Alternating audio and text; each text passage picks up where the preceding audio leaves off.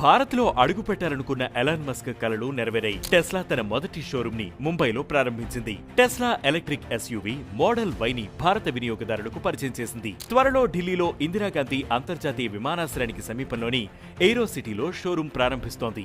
దీంతో పాటు దేశ రాజధానిలోనే ఈవీ ఛార్జింగ్ వ్యవస్థను ఏర్పాటు చేస్తోంది. 16 super charging, 15 destination charging స్టేషన్లను ప్రారంభిస్తోంది.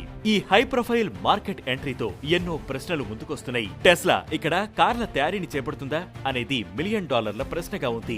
Tesla 2019 నాటి నుంచి భారత్ మార్కెట్లోకి ప్రవేశించాలని ప్రయత్నిస్తోంది. కానీ విద్యుత్ వాహనాలపైన అధిక ఇంపోర్ట్ డ్యూటీలు ఉండటం, కార్ల తయారీని ఇక్కడే చేపట్టాలని భారత్ పట్టుబట్టడం వంటివి అవరోధంగా మారాయి. ముందు ఇంపోర్టెడ్ వాహనాలను విక్రయిస్తూ మార్కెట్ స్థితిగతులపైన ఒక స్పష్టమైన అంచనాకు వచ్చిన తర్వాతనే ఇక్కడ తయారీ అంశం గురించి పట్టించుకోవాలనేది మస్క్ ఆలోచనగా ఉంది. దీనితో చాలా కాలంగా ఈ విషయం ముందుకు సాగలేదు.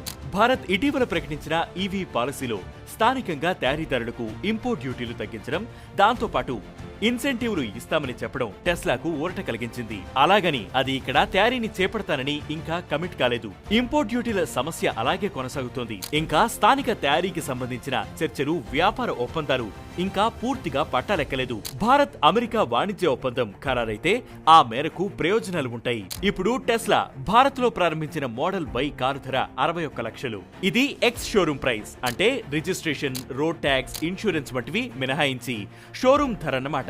అమెరికాలో టెస్లా కారు కంటే 29 లక్షలు అధికం. ఎంత ధర పెట్టినా జనం బుకింగ్లకు ఏకపడుతున్నారు. భారత్ విధించే ఇంపోర్ట్ డ్యూటీలు ప్రపంచంలోనే అధికమని టెస్లా ఎగ్జిక్యూటివ్లు ఆరోపిస్తున్నారు.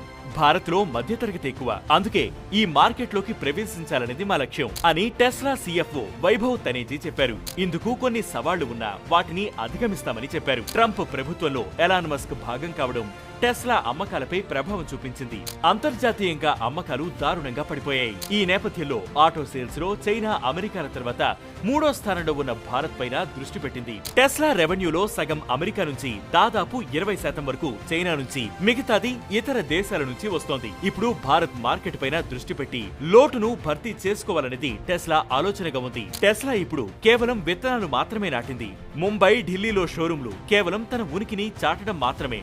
ఒకసారి అది తయారీ ప్రారంభిస్తే తప్ప అది ఎక్కడి వరకు వెళుతుందనేది అంచనా వేయడం సాధ్యం కాదు. ప్రస్తుతం భారత్ లో ఉన్న ఈవీ తయారీదారులతో పాటు బీవైడీ లాంటి అంతర్జాతీయ ప్లేయర్ల నుంచి పోటీని ఎదుర్కోవలసి ఉంటుంది. సరైన ధర, ఖర్చులు తగ్గడం, లాజిస్టిక్ సపోర్ట్, ఉత్పత్తి ఆధారిత ప్రోత్సాహక పథకంలో భాగస్వామ్యం వంటి వాటి ద్వారా దక్షిణాసియా మార్కెట్ లో ప్రవేశించడం వంటి కలలను అది నెరవేర్చుకోగలుగుతుంది. అలాగే ఇండియా ఉపాధి కల్పన, నైపుణ్యాభివృద్ధి, సాంకేతిక బదిలీ, స్థానిక R&D, దేశీయంగా ఈవీ ఎకోసిస్టమ్ వృద్ధి చెందడం, దేశం మొత్తం ఈవీ రోడ్ మ్యాప్ వృద్ధి చెందడం వంటి ప్రయోజనాలు సాధించుకోగలుగుతుంది.